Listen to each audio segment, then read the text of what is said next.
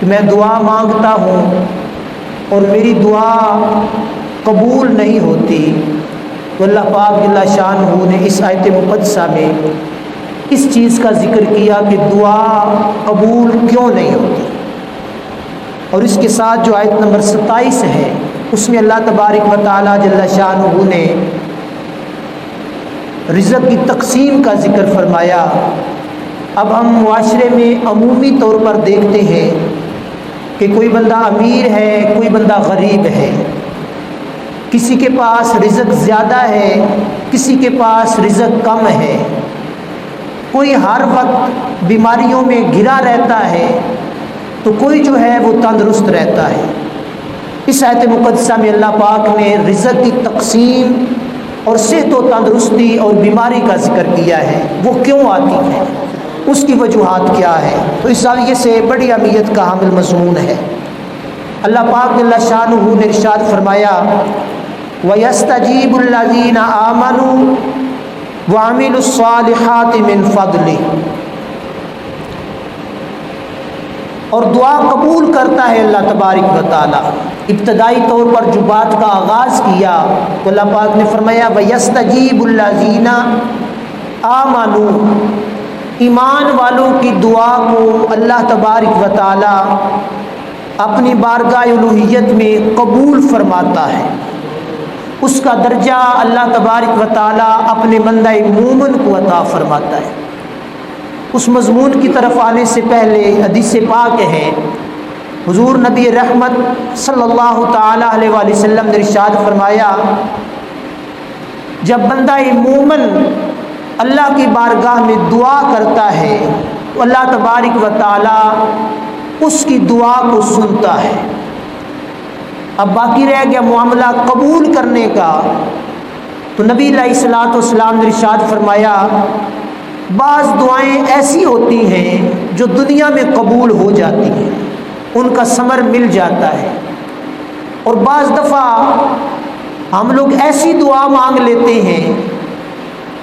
کہ وہ ہماری حیثیت سے زیادہ ہوتی ہے، یعنی ہماری حیثیت کے مطابق نہیں ہوتی، تو اللہ تبارک و تعالیٰ اس دعا کو اپنی بارگاہ میں محفوظ کر لیتا ہے، رکھ لیتا ہے، اور جب قیامت کا دن آئے گا تو وہ دعا جو اس بندہ مومن نے مانگی ہوگی وہ اللہ تبارک و تعالیٰ اس بندے کے نامہ اعمال میں رکھ دے گا اور فرمائے گا کہ بندہ یہ تیری وہ دعا ہے جو دنیا میں رہتے ہوئے تو نے مانگی تھی اور وہ تیری بظاہر قبول نہ ہوئی تھی، آج اس کا اجر میں نے اپنے پاس رکھا ہوا تھا، وہ اپنے نامہ اعمال میں جمع کر لے، وصول کر لے۔ تو بندہ مومن کی دعا اللہ تبارک و تعالیٰ قبول فرماتا ہے۔ اب یہ جملہ یاد رکھنا ہے، بندہ مومن کا تذکرہ ہوا، یہاں بھی آیت مقدسہ میں بھی وَيَسْتَجِيبُ الَّذِينَ آمَنُوا، جو ایمان والا بندہ ہے اللہ تبارک و تعالیٰ اس کی دعا کو اپنی بارگاہ الوہیت میں مقبول فرماتا ہے۔ وَعَمِلُوا الصَّالِحَاتِ، اور پھر اس دعا کو 4 چاند لگ جاتے ہیں، وہ دعا اللہ کی بارگاہ میں زیادہ درجہ پا جاتی ہے، ضرور قبول ہوتی ہے، جو آمنوا وعملوا الصالحات، یعنی ایمان کے بعد اعمال صالح کر کے کی جائے، یعنی اچھا عمل کر کے بندہ اللہ رب العزت جل شانہ کی بارگاہ میں دعا کرے تو اس کی دعا زیادہ قبول ہوتی ہے۔ یعنی نماز پڑھ کے بندہ دعا مانگتا ہے، روزہ رکھ کے بندہ دعا مانگتا ہے، اسی طرح اور نوافل پڑھ کے ذکر و اذکار کر کے بندہ اللہ کی بارگاہ میں دعا کرتا ہے تو اللہ تبارک و تعالیٰ اس کی دعا کو زیادہ قبول فرماتا ہے۔ اور ساتھ یہ چیز اللہ پاک نے بیان فرما دی وَيَزِيدُهُم مِّن فَضْلِهِ، جب بندہ مومن عمل صالح کر لیتا ہے، نیک اعمال کر لیتا ہے، تو وہ اپنی حیثیت کے مطابق رب کی بارگاہ میں سوال کرتا ہے، اپنی حیثیت کے مطابق رب کی بارگاہ میں دعا کرتا ہے، رب وحدہ لا شریک سے مانگتا ہے، لیکن اللہ تبارک و تعالی اس کے اعمال صالح کی برکت سے وَيَزِيدُهُم مِّن فَضْلِ، اس نے کم مانگا تھا، رب وحدہ لا شریک اپنے فضل سے اس کو زیادہ دیتا ہے، اپنے فضل سے اس بندہ مومن کو زیادہ دیتا ہے۔ کون سا بندہ؟ جو ایمان لایا اور عمل صالح کیے، عمل صالح کے بعد پھر وہ دعا مانگ رہا ہے، تو اللہ پاک نے ارشاد فرمایا وَيَزِيدُهُم مِّن فَضْلِ، میں اس کی دعا کے ساتھ اپنا فضل بھی جمع کر دیتا ہوں، یعنی زیادہ عطا فرما دیتا ہوں۔ اس نے تھوڑا مانگا تھا، میں رب اپنی قدرت سے اس بندے کو زیادہ عطا فرما دیتا ہوں۔ اب یہ چیز یہاں پہ ہم لوگوں کو معلوم ہو گئی کہ دعا مانگنا یہ اللہ کا حکم ہے اور نبی علیہ الصلوۃ والسلام کی سنت ہے، اور دعا وہ یقیناً اللہ کی بارگاہ میں قبول ہے جو دعا اعمال صالح کر کے مانگی جائے، یعنی اچھے اعمال کیے جائیں، ذکر و اذکار کیا جائے، رب کو راضی کیا جائے، اور پھر اس کے بعد دعا مانگی جائے، وہ دعا اللہ تبارک و تعالی زیادہ قبول فرماتا ہے، اور اچھے اعمال دعا کی قبولیت کا ذریعہ اور واسطہ بن جاتے ہیں، اس میں معاون بن جاتے ہیں۔ اب یہاں پہ ہم لوگوں کو یہ نصیحت حاصل کرنی ہوگی اس معاملے میں کہ ہم لوگ بے شمار دعائیں مانگتے ہیں، بے شمار ایسی چیزیں ہوتی ہیں جو ہم مانگتے ہیں لیکن ہماری پوری نہیں ہوتی۔ بظاہر ہم لوگ سمجھتے ہیں کہ ہماری دعا رد ہو گئی، تو اس چیز میں یہ چیز شامل کرنی ہوگی کہ اللہ پاک فرماتا ہے کہ میں دعا قبول کرتا ہوں، آمنوا وعملوا الصالحات، اچھے اعمال کے بعد میں دعا قبول کرتا ہوں۔ اچھے اعمال کے بغیر دعا مانگی جائے گی وہ دعا ہو سکتا ہے قبول نہ ہو، لیکن جو اچھا عمل کر کے، اچھا ذکر کر کے، رب کو راضی کر کے دعا مانگی جائے گی تو وہ دعا ضرور قبول ہوگی۔ یہ شکوہ ہم لوگوں کو نہیں کرنا چاہیے کہ ہم نے دعا مانگی پر ہماری دعا قبول نہیں ہوئی۔ حضرت سیدنا ابو ہریرہ رضی اللہ تعالی عنہ روایت فرماتے ہیں، اب یہ حدیث مبارکہ ہے جس وجہ سے دعا قبول نہیں ہوتی۔ حضرت ابو ہریرہ روایت فرماتے ہیں کہ نبی کریم رؤوف الرحیم علیہ الصلوۃ والسلام نے ارشاد فرمایا، ایک بندہ دور سے سفر کر کے آتا ہے، اس کے کپڑے گندے ہیں، اس کے بال غبار آلودہ ہے، اس کے چہرے پر سفر کی تھکان محسوس ہو رہی ہے، اور وہ بندہ اللہ کی بارگاہ میں آ کے دعا مانگتا ہے، رب وحدہ لا شریک کو پکارتا ہے، اور پکارتا بڑے خوبصورت انداز میں ہے۔ وہ کہتا ہے اے میرے اللہ، تو رحمان ہے، تو رحیم ہے، تو کریم ہے۔ ان الفاظ سے وہ بندہ اللہ رب العزت کو پکار رہا ہے۔ اللہ تبارک و تعالیٰ فرماتا ہے میں اس بندے کی طرف دیکھتا ہوں،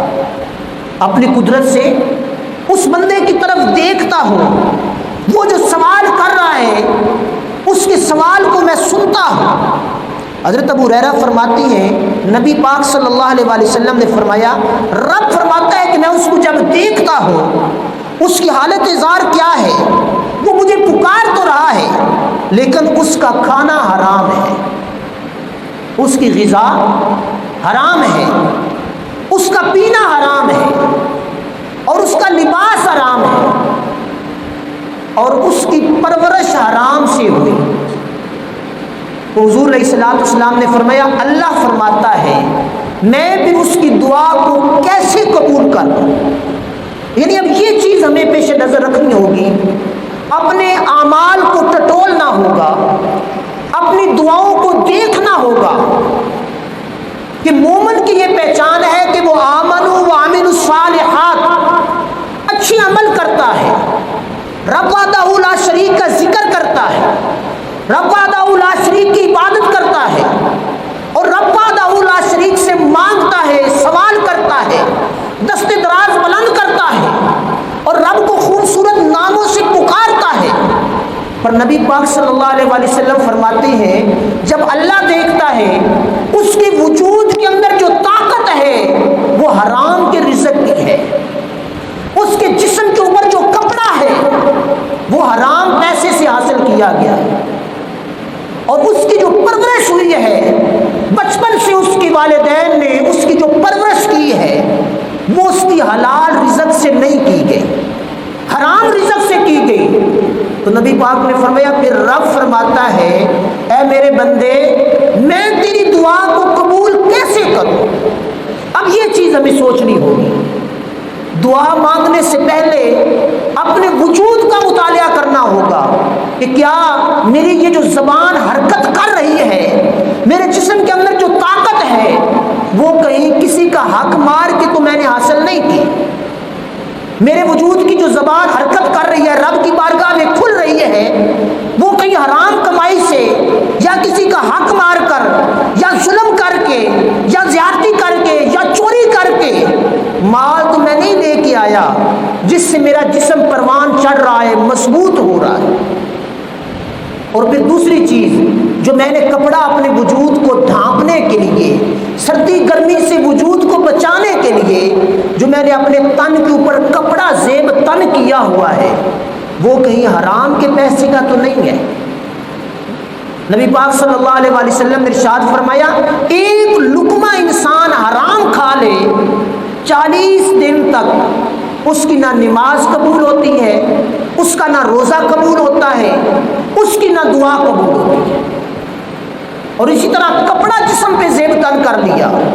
تو جب تک وہ کپڑا جسم پر ہے اس وقت تک اس کی دعا قبول نہیں ہوتی۔ اور پھر سب سے بڑی چیز ہے ہم لوگ اپنے بچوں کی پرورش کر رہے ہیں، بچوں کو پال رہے ہیں، کہیں ایسا تو نہیں ہے کہ ہم نے اپنی اولاد کو جو گڑتی دی، ہم نے اپنی اولاد کو جو دودھ پلایا، ہم نے اپنی اولاد کے منہ میں جو لقمہ ڈالا، کہیں ایسا تو نہیں ہے وہ لقمہ کسی کا حق مار کر ڈالا گیا ہو؟ بڑی قابل توجہ چیز ہے، وہ لقمہ کسی پر ظلم کر کے اس کے منہ میں ڈالا گیا ہو، کسی کا وہ لقمہ تو نہیں ہے جو کسی اور کا حق تھا وہ میں نے ضبط کر کے اپنی اولاد کے منہ میں ڈال دیا، اولاد کا بے شک قصور نہیں ہے۔ نبی پاک نے فرمایا رب دیکھتا ہے کہ اس کی جو پرورش ہوئی بچپن میں کیا اس کے والدین نے حرام طریقے سے کی یا حلال طریقے سے کی۔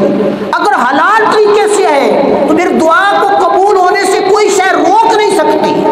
اور اگر حرام طریقے سے ہے تو پھر وہ دعا بڑی خوبصورتی کیوں نہ ہو، بڑی عاجزی انکساری والی کیوں نہ ہو، بڑے خوبصورت الفاظ میں کیوں نہ مانگی گئی ہو، وہ دعا اللہ قبول نہیں کرتا۔ حضرت سیدنا ابراہیم بن ادم رضی اللہ